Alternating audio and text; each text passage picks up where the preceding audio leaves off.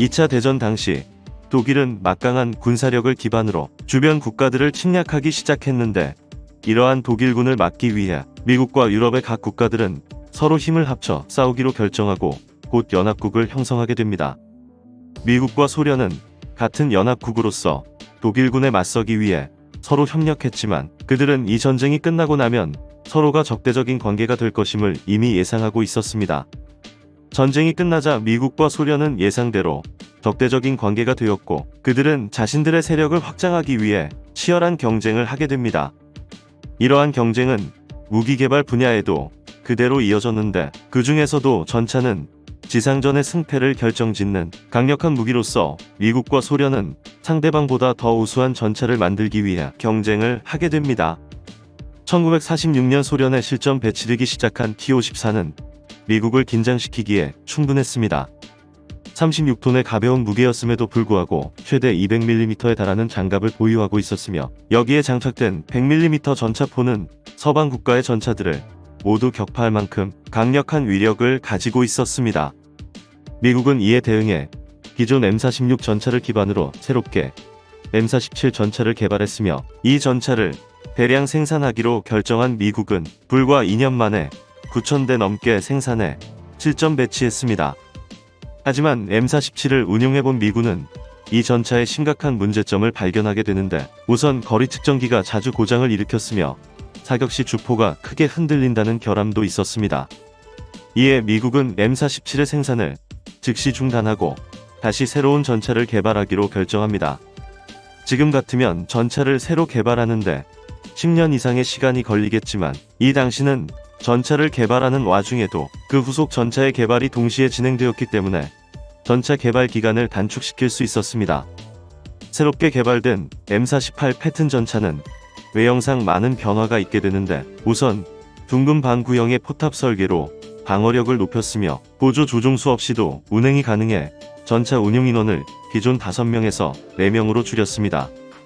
이전의 전차들이 레버를 조작해 전차의 방향을 전환했던 것과 달리 미군 전차 최초로 핸들식 조향 장치를 도입했으며, 전기 유압 장치가 달린 포탑은 15초 이내에 360도 회전이 가능했습니다.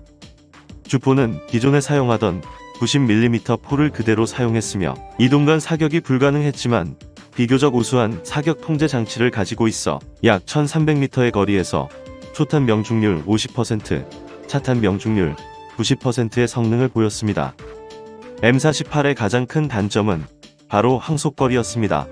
아직 디젤 엔진의 기술이 완전하지 못했던 관계로 M47에서 사용하던 810마력의 AV1790 하이브비 가솔린 엔진을 그대로 사용했는데, 이 엔진은 연비가 매우 좋지 않았기 때문에 800리터의 연료 탱크를 가득 채우고도 130km를 이동할 수 있는 것이 전부였습니다.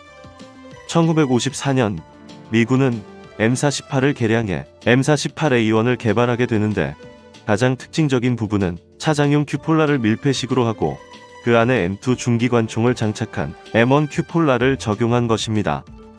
이것은 적 저격병으로부터 차장을 보호하기 위한 것이었지만, 그 대신 내부 공간이 줄어들어 차장의 거주성이 떨어졌고 12.7mm 탄약도 기존 100발에서 50발 밖에 장착하지 못했습니다.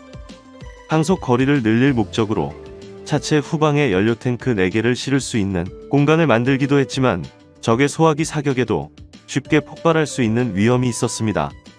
1957년 미군은 M48의 부족한 항속거리 문제를 드디어 해결하게 되는데, 그것은 AVDS 1790-2A 디젤 엔진의 등장이었습니다.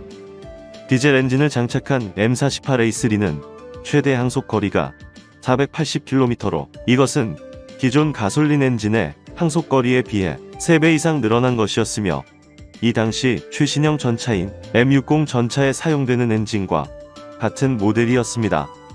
1975년 등장한 M48A5는 M48 계열 전차의 최종형이라 할 수 있으며, 이 모델의 가장 큰 특징은 기존 90mm 주포를 105mm 주포로 교체해 공격력을 강화했다는 것입니다. 사실 M48 전차에 105mm 주포를 장착하는 문제는 오래전부터 시도되어 왔습니다. 하지만 미군은 신형 전차인 M60에 105mm 포를 장착하는 것이 더 시급한 일이었기 때문에 1970년대가 되어서야 M48에 105mm 포를 달 수 있었습니다. 이로써 M48A5는 M60 전차와 엔진, 주포, 사격 통제 장치 등을 같이 사용하게 되면서 거의 모든 면에서 비슷한 성능을 발휘하게 되었고 운용 효율성도 높일 수 있었습니다. M48 전차는 총 12,000대 이상 생산되었으며 미국 이외에도 20여 개 국가에 수출되거나 공여되어 여러 전쟁에 실전 투입되었습니다. 베트남 전쟁 당시 미군은 M48을 주력 전차로 사용했는데 처음에 미군은 밀림이 우거진 베트남의 자연 환경에서 전차의 효용성이 그다지 높지 않을 것이라고 판단했습니다. 하지만 수송부대를 호위하고 기지를 방어하는 임무에서 M48이 우수한 성능을 보이자 미군은 M48을 추가로 투입해 전쟁 기간 내내 유용하게 사용했습니다. 미군이 운용했던 M48의 전체 손실 숫자 중 25%가 RPG-7과 같은 대전차 무기, 75%가 대전차 지뢰에 의한 것이었으며 월맹군 전차에 의한 손실은 한 대도 없었습니다. 하지만 남베트남군의 상황은 달랐습니다. 남베트남군은 미군으로부터 공여받은 M48을 보유하고 있었지만 월맹군의 수많은 T-55 전차에 밀릴 수밖에 없었으며 상당수의 전차가 파괴되거나 그들에게 노획되었습니다. 이스라엘은 M48을 매우 유용하게 사용한 국가였습니다. 1967년 3차 중동전쟁 당시 이스라엘은 400여 대의 M48을 보유하고 있었는데 이들 전차 부대는 이집트의 T-55 전차를 일방적으로 몰아붙이며 드넓은 시나이 반도를 차지하는데 큰 역할을 했습니다. 이때 요르단군도 300여 대의 M48을 보유하고 있었는데 이스라엘의 M48 부대와 요르단의 M48 부대는 서로 작전 지역이 달라 이들이 같은 전차로 전투를 벌이는 일은 벌어지지 않았습니다. 이스라엘군은 M4 셔먼과 AMX-13 등으로 요르단군의 M48을 상대해야 했지만 이스라엘 항공기의 도움으로 간신히 그들을 물리칠 수 있었습니다.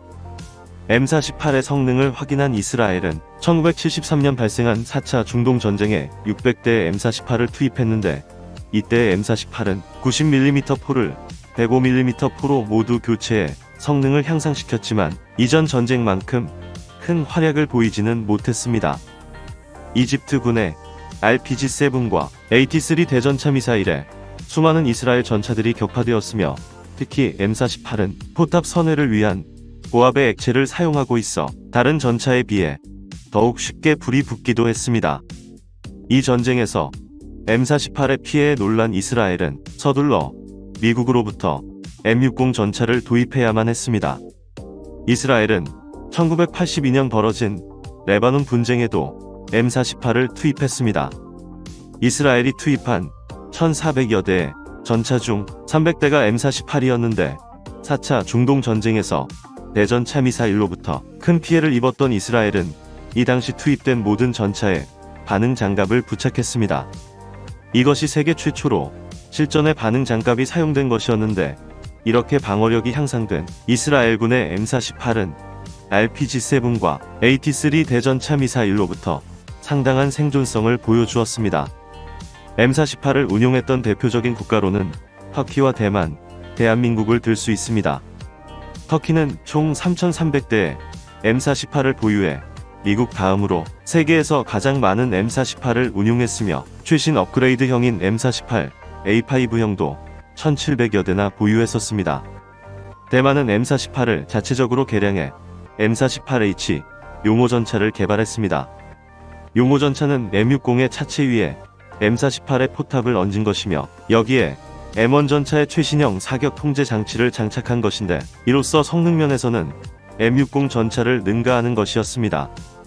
중국을 자극하지 않기 위해 최신형 전차를 도입하기 어려웠던 대만은 이렇게 고육지책으로 M48의 성능을 개량했던 것입니다.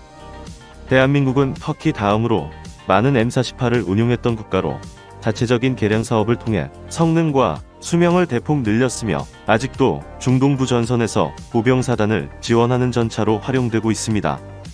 1950년대 생산된 M48은 소련의 전차에 비해 압도적인 성능을 가진 전차는 아니었지만 그렇다고 해서 그들을 전혀 상대하지 못하는 전차도 아니었습니다.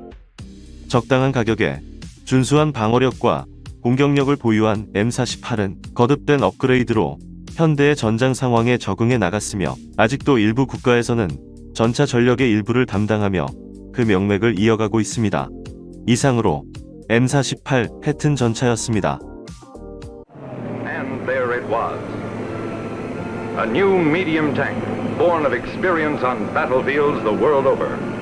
General George S. Patton. Fittingly, his widow christened the tank the Patton 48. Between 45 and 50 tons of steel. Tough, but swift and agile. It proved it on this waterhole, 100 feet across and 4 feet deep. A washboard roadbed of concrete, made matchwood of standard telephone poles. Here was the result. A new fighting machine for America's defense.